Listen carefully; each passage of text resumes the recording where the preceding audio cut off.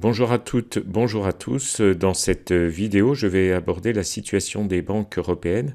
Et pour ce faire, je voudrais vraiment vous conseiller d'anticiper ce qui peut se produire, notamment si des grandes difficultés concernent des établissements bancaires. Je contribue au sujet avec un certain nombre d'informations. D'abord, une synthèse que je souhaite la plus rapide possible sur la santé des banques. Un certain nombre d'orientations pratiques que je vais juste citer mais que je peux développer par la suite, et puis des points d'approfondissement pour ceux qui veulent bien rester une dizaine de minutes. Au sujet des banques européennes, effectivement, que se passe-t-il? On a des discours qui sont très généralement rassurants, soit de la part des banques elles-mêmes, soit de la part des gouvernements. Et donc on se demande si on peut s'y fier, évidemment c'est la question centrale. Se fier aux informations sur les nouvelles rassurantes, mais aussi se fier aux dispositifs de protection des épargnants, car vous le savez peut-être, ils existent. Sont-ils performants? Il faut se poser la question. J'ai fait appel à des informations sur le contexte des banques, mais il y a aussi un certain nombre de constats plus approfondis à faire. Et je ne procède pas uniquement par affirmation, ce que je montre est évidemment sourcé. Et puis bien sûr, que faire? Alors en résumé, il faut anticiper, c'est-à-dire prendre des mesures de précaution, des mesures conservatoires, peut-être ne pas mettre tous ses œufs dans le même panier, et tout ça je le détaille par la suite. Mais avant tout, je voudrais pouvoir me présenter très rapidement à celles et ceux qui ne me connaissent pas.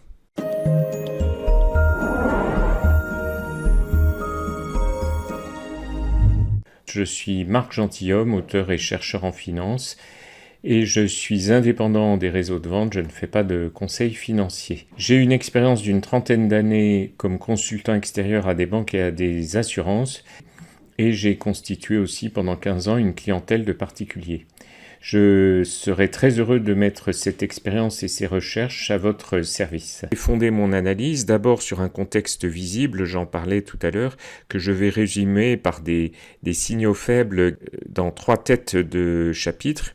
Une mini-revue de presse où je vous montre certains titres qui nous donnent des informations. Une réflexion sur la valeur boursière des banques. Et puis, quelle est la politique de soutien de la Banque Centrale Européenne à l'heure actuelle? La mini-revue de presse fait parler de projets et de nécessités de restructuration dans le secteur bancaire européen. Et puis, il y a des serpents de mer qui maintenant durent depuis très longtemps et qui parlent de banques en difficulté comme la Deutsche Bank, qui est la première banque privée en Allemagne et qui se heurte à des pertes et une dévalorisation importante. Cette dévalorisation, on la retrouve aussi en bourse puisque depuis 2008, les cours des actions bancaires européennes n'ont jamais retrouvé leur plus haut et certaines ont perdu entre les 3/4 et les 9/10 de leur valeur. Lorsqu'un secteur est délaissé par des investisseurs professionnels, c'est qu'il y a bien des raisons.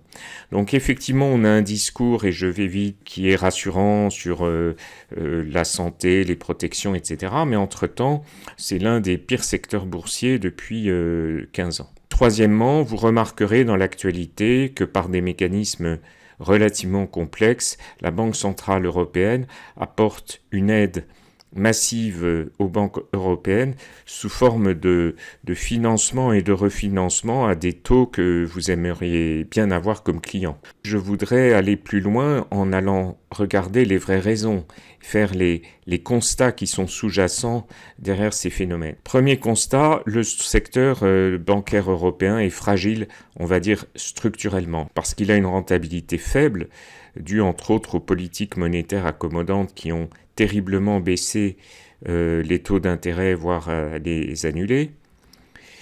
Certaines banques vont avoir des pertes accrues sur les prêts qu'elles ont consentis à l'économie, pour la bonne raison que la crise Covid et la crise économique qui s'ensuit vont mettre en grande difficulté beaucoup d'entreprises qui ne pourront pas rembourser leurs prêts. Troisième facteur, les banques ont pris des risques élevés, et notamment dans leurs investissements, voire dans leurs spéculations, et il n'y a toujours pas de séparation entre l'argent qui provient des dépôts des particuliers et l'argent qui est investi dans ces opérations financières des banques. Donc les risques latents sont toujours là, et de fait, on voit bien pourquoi les investisseurs en bourse délaissent ce secteur.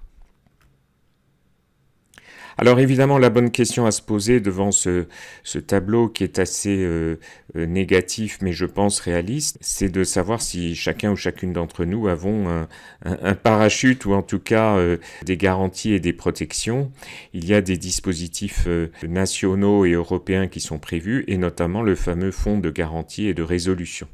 Je voudrais revenir là-dessus en vous remettant 2 diapos de l'atelier qui est accessible avec le lien en dessous. Comment fonctionne le fonds de garantie et de résolution? Il couvre les risques de faillite en garantissant la sécurité de vos comptes et livrets jusqu'à 100 000 euros par déposant et par banque, et 70 000 euros sur les comptes titres. Alors évidemment, tout de suite, l'idée, c'est de se diversifier et d'avoir plusieurs banques. La vraie question, c'est quels sont les moyens disponibles du fonds de garantie et de résolution. Pour ça, j'ai été sur son site et j'ai fait une capture d'écran de ce que j'ai lu. Donc ce fonds a vocation à répondre aux faillites de banques non systémiques, et pour cela, il dispose de 6 milliards d'euros, soit 0,5% des dépôts bancaires couverts en France. Est-ce que c'est suffisant? Est-ce que les risques et les difficultés que j'ai citées se matérialiseront? Je disais en début de vidéo qu'il vaut mieux anticiper. Pour anticiper et quoi faire, je vous donne quelques axes de réflexion. D'abord, il faut vraiment diversifier ses placements et peut-être ne pas rester que dans des placements bancaires ordinaires. Ensuite, je le disais, il n'est pas trop difficile d'ouvrir un 2e compte bancaire, encore faut-il savoir dans quelle banque. Et troisièmement, garder sous diverses formes des réserves d'argent qui ne soient pas dépendantes uniquement de votre banque. Le 2e volet sur lequel je travaille avec mes interlocuteurs qui me font confiance, c'est leur capacité psychologique à agir. Effectivement, ce que je constate dans mon expérience qui est maintenant longue, c'est à quel point nous savons remettre à demain des questions qui sont ennuyeuses ou rébarbatives, à quel point nous savons aussi développer une certaine forme de candeur, et notamment sur un point sur lequel je voudrais vraiment insister, le fait que le gouvernement ne laisserait pas tomber les épargnants, le fait que les autorités publiques ont tout prévu et que effectivement 100 000 euros c'est une somme extrêmement considérable et que vous n'êtes pas concerné. Il a fallu d'une ordonnance au mois d'août 2015 pour permettre aux banques de ponctionner directement sur vos comptes l'argent dont elles auraient besoin en cas de faillite. Il suffirait d'une loi ou d'une ordonnance de même pour rabaisser ce seuil si c'était nécessaire. Donc moi, je reste extrêmement méfiant parce que les choses évoluent, parfois peuvent évoluer en cas de crise, et il vaut mieux anticiper. Si vous voulez aller plus loin avec moi, je vous conseille de me retrouver sur mon blog et dans cette chaîne YouTube, et puis aussi de me poser toutes les questions que vous souhaitez. marcgfinance@gmail.com, c'est mon mail, n'hésitez pas à m'écrire. Je vous remercie de votre patiente attention et je vous dis à très bientôt. Au revoir.